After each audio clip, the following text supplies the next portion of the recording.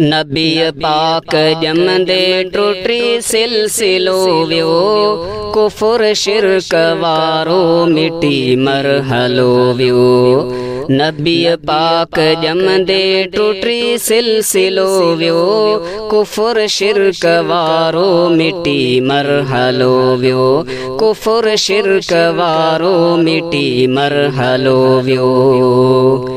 न अख्तियार जंहिंखे पंहिंजे बदन जो, न अख्तियार जंहिंखे पंहिंजे बदन जो, उहो कीअं हाजत रवा थियो बंदन जो।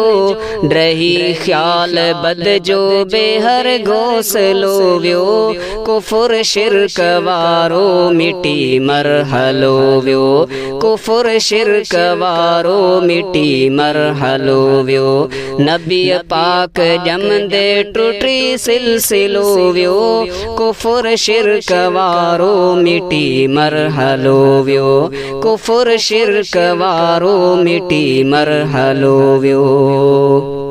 दफन जी अरे नियाणी करण जी, दफन जी अरे नियाणी करण जी। रसम हुई कुधी जागंदो थी जियण जी। सितम ज़ुल्म खां देह खे ई झलियो वियो, कुफुर शिरक वारो मिटी मरहलो वियो।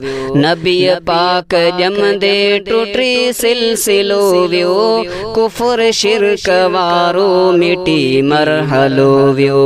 कुफुर शिरक वारो मिटी मरहलो वियो। सजे जग अंदर थिया सजण जा उजाला, बरी प्या मोहब्बत संदा के मशाला। सजे जग अंदर थिया सजण जा उजाला, बरी प्या मोहब्बत संदा के मशाला। मिली मोमिनन के, मिली मोमिनन के बेहिक हौसलो वियो, कुफुर शिरक वारो मिटी मरहलो वियो। कुफुर शिरक वारो मिटी मरहलो वियो। नबी पाक जमदे टुटी सिलसिलो वियो, कुफुर शिरक वारो मिटी मरहलो वियो। कुफुर शिरक वारो मिटी मरहलो वियो। छॾे बुत परस्ती वेठा खुद पुजारी, छॾे बुत परस्ती वेठा खुद पुजारी। मिली वाट तिनखे जो तौहीद वारी, पुजी हक परस्ती संदो भर जलो वियो। कुफुर शिरक वारो मिटी मरहलो वियो। नबी पाक जमदे टुटी सिलसिलो वियो, कुफुर शिरक वारो मिटी मरहलो वियो। कुफुर शिरक वारो मिटी मरहलो वियो।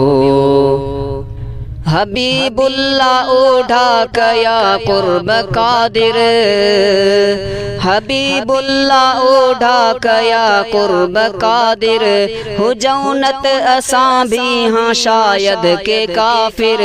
ॾिसी हक खे बातिल, ॾिसी हक खे बातिल भजी बुज़दिलो वियो। कुफुर शिरक वारो मिटी मरहलो वियो।